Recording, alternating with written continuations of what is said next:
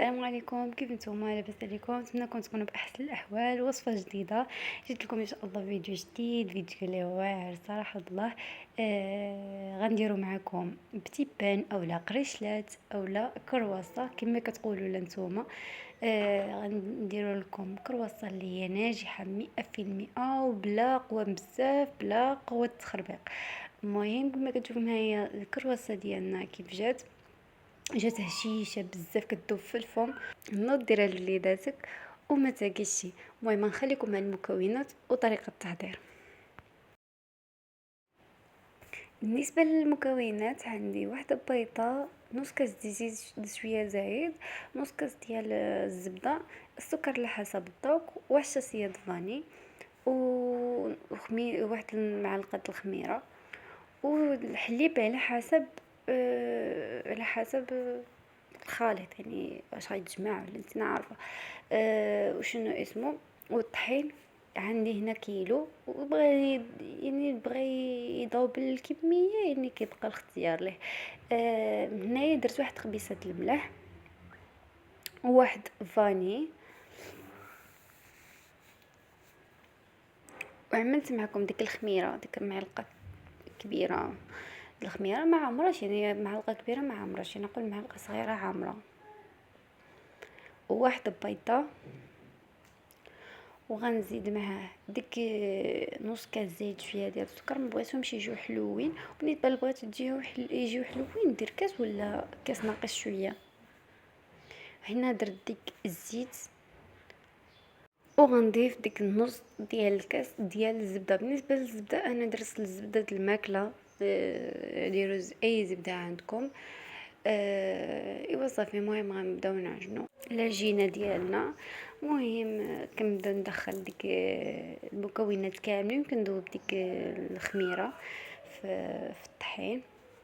بالنسبه للطحين انا عندي هنايا تقريبا كيلو. بصراحه الله انا كنخدم عيني ميزاني، ولكن الا بغيتو يعني داكشي بالتدقيق ان شاء الله نحط لكم في صندوق الوصف. المهم هنا غنبدا نضيف الحليب يكون دافي شويه، ما خصوش يكون سخون وما خصوش يكون بارد، يعني دفيتو شويه. وهنايا بقينا كنعجنو. مهم غتبقاو تعجنو حتى تحصلوا على عجينه كتلصق، يعني فاش كتدلكوها بيدكم يعني كتلقاها كتلصق كما كتشوفوا معايا. المهم هذه العجينه بدات كتجمع شويه، ولكن حنا غنخفوها. واخا تجمعات حنا غنخفوها، هي شو كتلصق باليد، ولكن باقي غنزيدوها الحليب. نتوما كتزيدوا الحليب وانتوما كتدلكوها، ماشي شي يدلك، ولكن المهم كعطيها حقها. المهم هنا درت حاجه الزيت على سطح العمل، وبقينا كندلكوها، نديوها ونجيبوها. ايوا صافي. هنا كتبقى عندي ثقيله شويه، وبقينا كنزيدوا لها الحليب حتى ترجع لينا القوام اللي خصنا حنايا. كما كتشوفوا معايا كنديوها ونجيبوها، ماشي شي حاجه. المهم كندلكوها شويه، كنطيوها حقها. هنايا باقي خصها شويه ديال التليك، وخصها شويه غنزيدوها شويه ديال الحليب، غنجرجوها شويه حقاش باقا ثقيله. هنايا زدنا لها الحليب صافي بركة عليها. هذا هو القوام ديالها، خفيفه وفي نفس الوقت ما كتلصقش بزاف. هي كتلصق ولكن يعني الا درتي لها الزيت وهذا ما كتلصقش بزاف. ولكن كتبان لكم خفيفه. هذا هو السر ديال النجاح ديالها. بالنسبه شنو اسمه، غنديرها في واحد بانيو وغنغطي لها بالفيلم اليمونتير، ونغطيوها بشي زيف ولا بشي حاجه، ونخليوها شي بلاصه دافيه حتى تخمر لنا، ونرجع معكم. خمرت لنا العجينه ديالنا وبدينا كنشكلوها. المهم هنايا بديت كنطلق العجينه ديالي. غندير جوج شكالات. غندير واحد على شكل هلال، وغندير قريشلات عاديين. هنايا غنطلق العجينه ديالي على سطح العمل، نرشو شويه بالدقيق وكنسافو، يعني ما خصهاش تكون عجينه غليظه، ما خصهاش تكون رقيقه. المهم عجينه عاديه. المهم هنايا غنبقى نطلقها تنساويها. بالنسبه لهنايا هذا هو السمك يعني اللي خصني. كنشوفو يعني في الجناب. يعني العجينة خصها تكون ما هي رقيقة ما هي غليظة. هنايا غندير هنا شي حاجة بالزبدة ديال الأكل العادية. موراها غنقطعو العجينة ديالنا هيدا المثلثات، غنقطع على 4، موراها غنقطع هيدا على كل نص غنقطعو على 2. انا هي كنسرع لكم شي حاجه الفيديو باش ما يجيكمش طويل.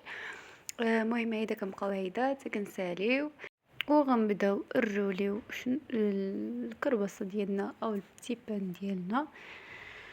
غنبداو نروليو كل واحد وكيف كيعملها كيما بغيتي عدلها. المهم انا هذه الطريقه ديالي وكتجي مزيونه. هذا هو الشكل ديالها. نعود معكم واحدة أخرى كما كتشوفوا معايا. كنسعفها وهي كتجوز ساهلة مهلة بلا عذاب بلا حتى حاجة. نزيد معكم واحدة أخرى. صافي غنبدا نقطع معكم ديك القريشلات عاديا. بالنسبه لنا ما نديرش فيهم يعني الشوكولات. بغيتو تعدلوا فيهم شوكولات. انا صراحه ظلمت فارش عندي ما عدلتوش. المهم هيدا كنبقى حتى كنسالي الكميه.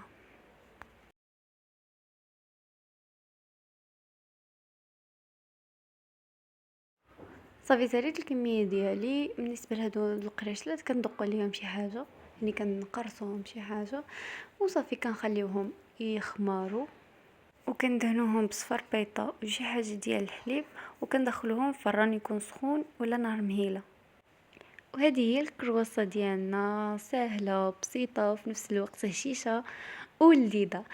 ان شاء الله يكون عجبكم الفيديو. هذا هو الفيديو ديالنا. نتمنى تكون عجبتكم الوصفه، وما تنساش ديك لايك وسبسكرايب باش تعمل فائده ان شاء الله. الى اللقاء الفيديو القادم ان شاء الله.